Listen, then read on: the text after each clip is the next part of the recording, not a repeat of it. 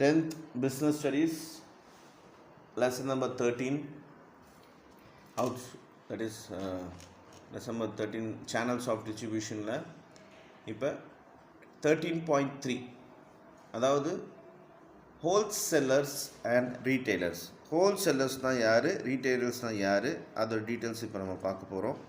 So ஏற்கனவே நம்ம படித்த மாதிரி, இதுக்கு முன்னாடி இந்த டாப்பிக்கில் படித்த மாதிரி ஹோல்சேலர்ஸ்னால் யாருன்னு பார்த்தோம், ரீட்டெயிலர்ஸ்னால் யாருன்னு சும்மா ஜென்ரலாக பார்த்தோம். இப்போ இதில் வந்து டீட்டெயிலாக பார்க்க போகிறோம். The wholesalers and retailers are important middlemen who generally facilitate flow of goods from the producer to the consumer. Let us study the details about them. இந்த ஹோல்சேலர்ஸ் பார்த்திங்கனாக்கா, இந்த ஹோல்சேலர்ஸும் ரீட்டெயில்ஸும் நம்ம இன்றைக்கி யூஸ் பண்ணுற ஒவ்வொரு பொருளும் பார்த்திங்கனாக்கா, இவங்க இல்லாமல், இந்த மிடில்மேன் சொல்லுவாங்க இவங்க இல்லாமல் நமக்கு இந்த பொருள்லாம் நம்ம வீட்டுக்கு வந்து சேர்ந்துருக்காது. ஸோ அவ்வளோ இம்பார்ட்டன்ஸான ஆளுங்க இவங்க மார்க்கெட்டில். 13.3.1 Wholesalers. Wholesalers are one of the important middlemen in the channel of distribution who deal with the goods in bulk quantity. They buy goods in bulk from the producers and sell them in relatively smaller quantities to the retailers. In some cases, they also sell goods directly to the consumers if the quantity to be purchased is more. They usually deal with the limited variety of items and also in the specific line of product like iron and steel, textiles, paper, electrical appliances, etc. Let us know about the characteristics of wholesalers. சரி, சொல்லுங்க.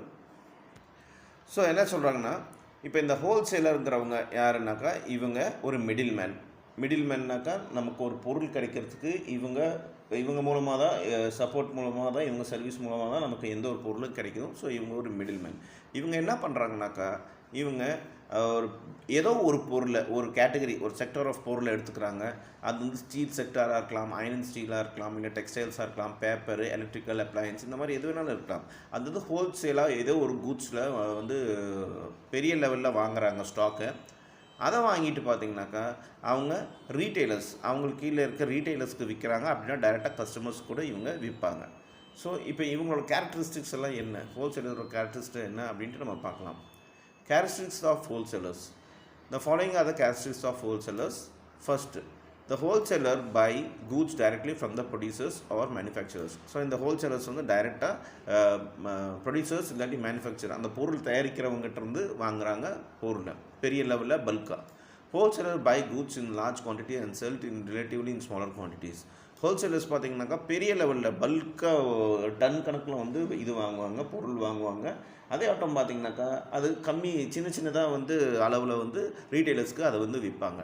They sell different varieties of a particular line of product. For example, the wholesaler who deals in paper is expected to keep all varieties of the paper, cardboard, card, etc. So இந்த wholesaler பார்த்திங்கனாக்கா ஏதோ ஒரு particular செக்டரை choose பண்ணிப்பாங்க. For example, ஒரு wholesaler வந்து paper business பண்ணுறாரு அப்படின்னாக்கா, அவர் பேப்பரில் இருக்க எல்லா வகையான பேப்பர்ஸும் சரி, கார்ட்போர்டும் சரி, இந்த மாதிரி விஷயங்கள் எல்லாமே அவர் வாங்கி வெரைட்டிஸை வச்சுருப்பார். They may employ a number of agents or workers for distributions of products. இந்த ப்ராடக்ட்ஸை வந்து அவங்க ரீட்டெயிலர்ஸ்க்கோ இல்லை கஸ்டமர்ஸ்க்கோ கொடுக்கறதுக்காக இவங்க நிறைய எம்ப்ளாயீஸை வந்து வேலைக்கு வச்சுருப்பாங்க. அதே நிறைய ஏஜென்ட்ஸை வந்து இவங்க வேலைக்கு வச்சுருப்பாங்க.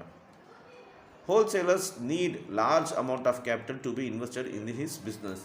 இவ்வளோ பெரிய டன் கணக்கில் பொருள் வாங்குறதுக்கு ஹோல்சேலர் கண்டிப்பாக பார்த்திங்கனாக்கா நிறைய இன்வெஸ்ட் பண்ண வேண்டியதாக இருக்கும் அந்த பிஸ்னஸில். They generally provide credit facility to retailers. அவங்க பார்த்திங்கனாக்கா அவங்கள்ட்ட வாங்குகிற பொருள் வந்து ரீட்டெயிலர்ஸ் வாங்குவாங்க. அந்த ரீட்டெயிலர்ஸ்க்கு வந்து இவங்க கிரெடிட் கொடுப்பாங்க. கிரெடிட்னால் கடனில் வாங்குறதுக்கு கொடுப்பாங்க. 30 நாளைக்கு ஒரு டைம் பேமெண்ட் பண்ண மாதிரி அந்த மாதிரிலாம் டீலிங்ஸ் இருக்கும். They also provide financial assistance to producers and manufacturers. இவங்க வந்து ஃபினான்ஷியல் அசிஸ்டன்ஸும் கொடுக்குறாங்க. யாருக்கு? ப்ரொடியூசர்ஸுக்கும் மேனுஃபேக்சரர்ஸ்க்கும். In a city or a town, they are normally seen to be located in one particular area of market. நீங்கள் ஏதாவது ஒரு சின்ன சிட்டிலே ஆகட்டும், டவுன்லேயே ஆகட்டும் பார்த்தீங்கன்னாக்கா அவங்க ஒரு ஏரியாவில் அவங்களுக்குன்னு ஒரு ஏரியா இருக்கும், அங்கே தான் அவங்க லொக்கேட் ஆகிருப்பாங்க இந்த ஹோல்சேலர்ஸ் எல்லாம். For example you can find cloth merchants in one area, book publishers and sellers in another area, furniture dealers in different area. For example பார்த்திங்கனாக்கா, இப்போ நீங்கள் பெங்களூர்னு எடுத்துக்கிட்டிங்கனாக்கா, அங்கே சிக்பெட்டில் பார்த்திங்கனாக்கா உங்களுக்கு டெக்ஸ்டைல்ஸ்னு ஒரு சில ஹோல்சேலர்ஸ் இடம் இருக்கும். அதே இடம் பார்த்திங்கனாக்கா என்ன சொல்கிறது, ஸ்பைஸு, இந்த ரைஸ் மண்டின்ட்டு ஒரு ஏரியா இருக்கும். அதே மாதிரி ஒவ்வொரு ஊரில் ஒவ்வொரு சிட்டியில் ஒவ்வொரு டவுனில் இந்த மாதிரி ஒரு மார்க்கெட்டு இருக்குது அப்படிங்கிறாங்க. Now functions of wholesalers. You have well understood the meaning of wholesalers and listed their characteristics. Now let us know about the functions of wholesalers. இந்த wholesalers என்ன வேலை செய்கிறாங்க அப்படின்னு பார்த்தோன்னா அந்த பிக்சரில் கொடுத்துருக்காங்க பாருங்கள். ஃபங்க்ஷன்ஸ் ஆஃப் ஹோல்சேலர்ஸ் அது வந்து ஈஸியாக புரிஞ்சிக்கலாம். ஃபர்ஸ்ட் ப்ரைஸிங்னாக்கா அந்த பொருளுக்கு உண்டான விலை, அது வந்து கலெக்ஷன் ஆஃப் கூட்ஸ் இவங்க பண்ணுறாங்க. ஸ்டோரேஜ் ஆஃப் கூட்ஸ், அந்த கூட்ஸை ஒரு இடத்துல சேவ் பண்ணி வைக்கிறாங்க. அந்த கூட்ஸை டிஸ்ட்ரிபியூஷன் பண்ணுறாங்க, இது ஒரு பக்கம். இன்னொரு பக்கம் அவங்க ஃபினான்சிங் பண்ணுறாங்க. அப்புறம் பார்த்திங்கன்னா ரிஸ்க் எடுக்கிறாங்க. அப்புறம் எல்லா பொருளையும் குவாலிட்டிக்கு தகுந்த மாதிரி கிரேடிங் பண்ணுறாங்க. ஸோ இது எல்லாமே தான் ஒரு ஹோல்சேலர் பண்ணுற வேலை. இப்போ அதை நம்ம டீட்டெயிலாக பார்ப்போம். Collection of goods. A wholesaler collects goods from manufacturers or producers in a large quantity. ஏற்கனவே பார்த்த மாதிரி இவங்க ஹோல்சேலர்ஸ் வந்து மேனுஃபேக்சரோ இல்லை ப்ரொடியூசர்ஸ் வந்து பார்த்திங்கனாக்கா பெரிய லெவலில் டன் கணக்கில் பொருளை வாங்குறாங்க. Storage of goods. A wholesaler collects the goods and stores them safely in the warehouse till they are sold out. Perishable goods like fruits, vegetables, etc. are stored in cold storage. So இவங்க பல்காக வாங்குகிற விஷயத்தை, that is பொருளை வந்து ஒரு இடத்துல save பண்ணி வைக்கிறாங்க.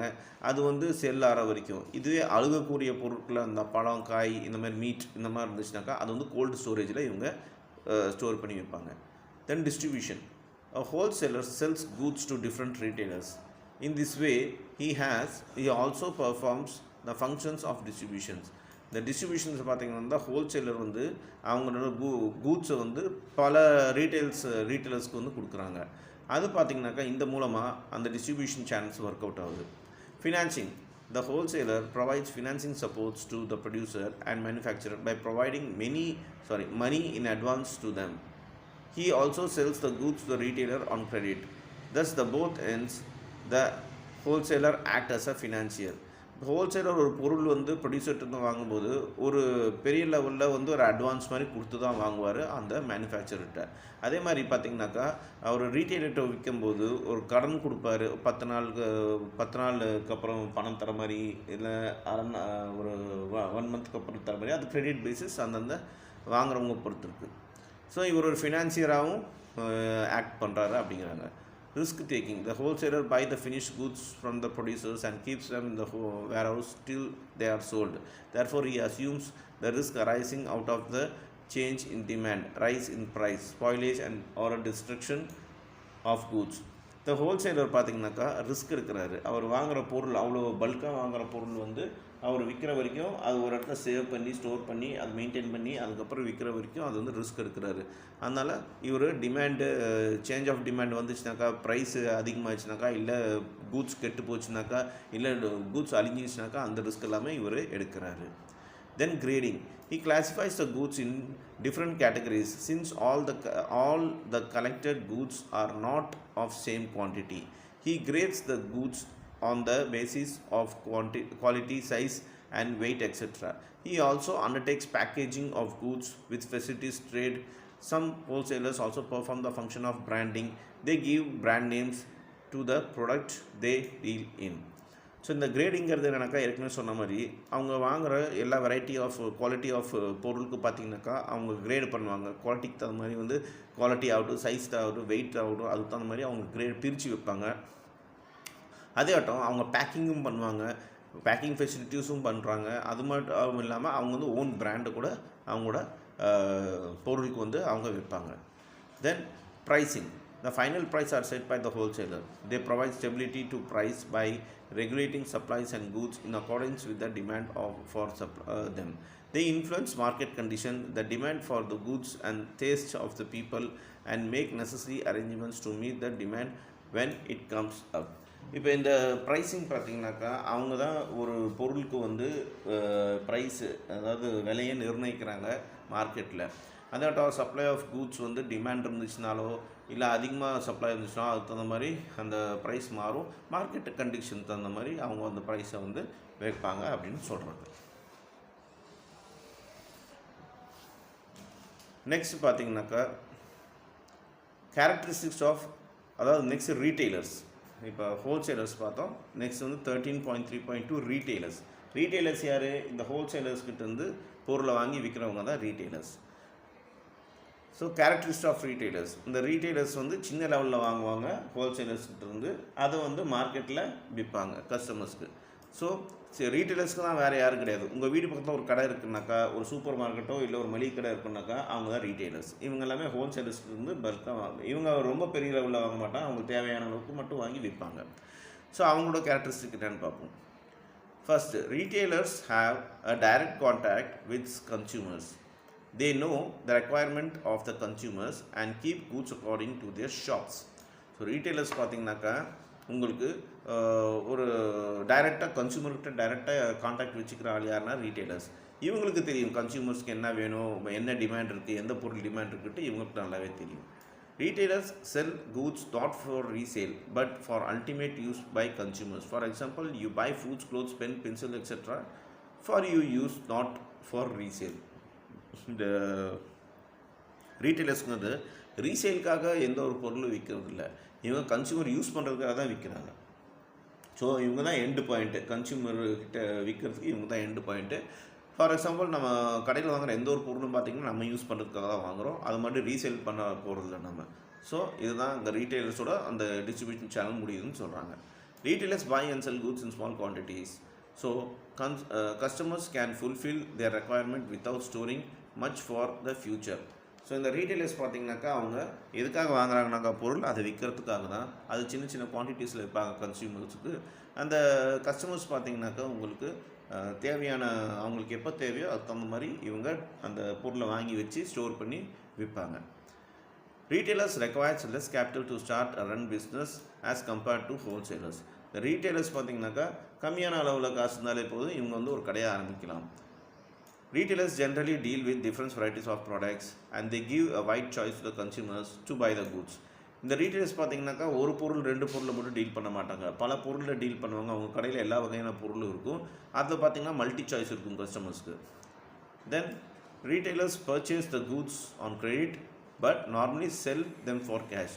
இப்போ ரீட்டெயிலர் பார்த்தீங்கன்னாக்கா இந்த ஹோல்சேலர்கிட்ட இருந்து உங்களுக்கு கிரெடிட்லாம் வாங்குறாங்க, ஒரு 10 நாள் கழிச்சு பணம் தருவாங்க அவங்க வாங்கின பொருளுக்கு, இல்லை ஒரு மாதம், அது அந்த ஹோல்சேலருக்கு இவங்களுக்கு இருக்க டீலிங்கு. ஆனால் பார்த்தீங்கன்னாக்கா இவங்க கஸ்டமர்கிட்ட விற்கும் போது கேஷ் தான் விற்பாங்க. Retailers give special attention towards decoration and display of the goods in their shops. This is done to attract customers.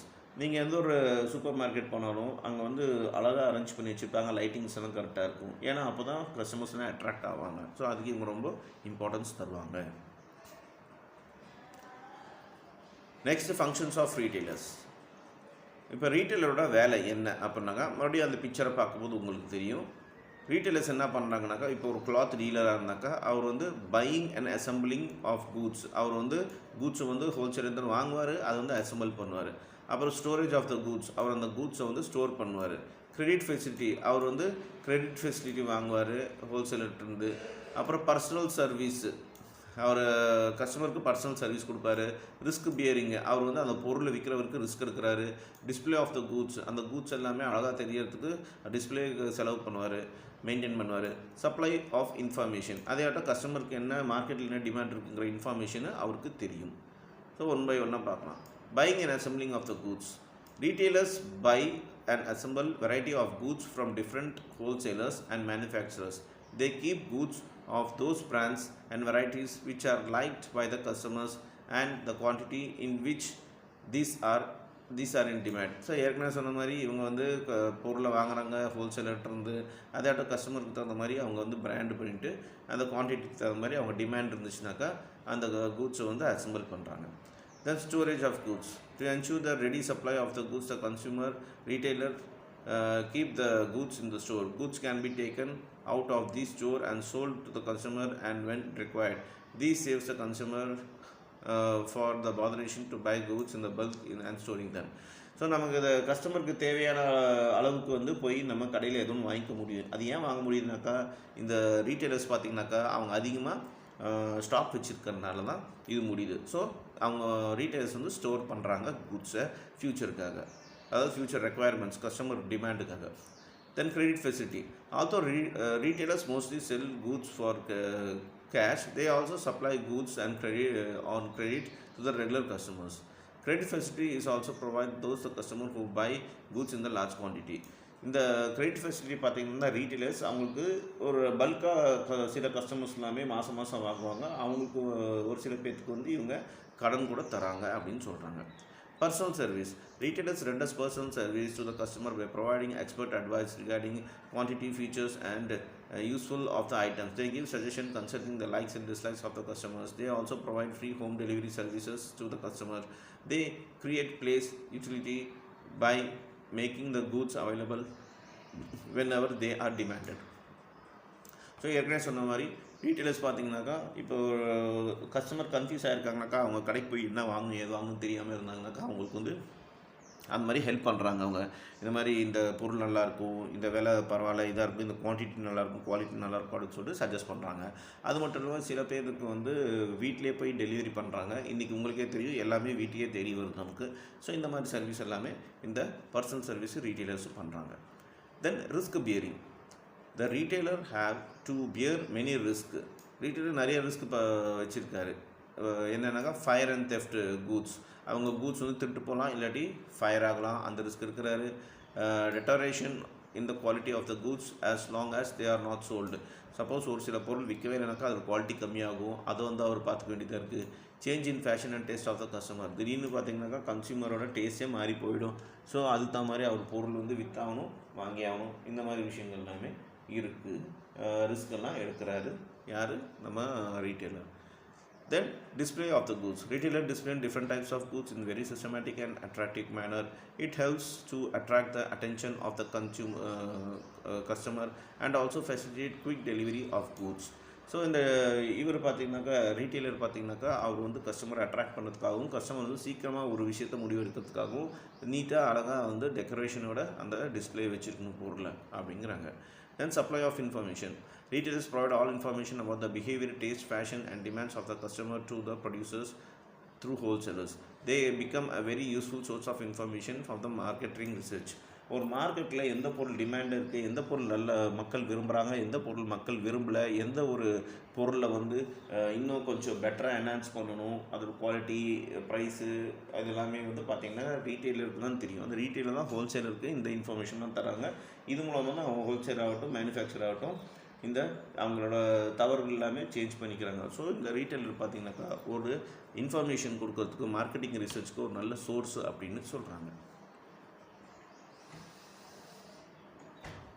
Next 13.4 distinction between wholesalers and retailers.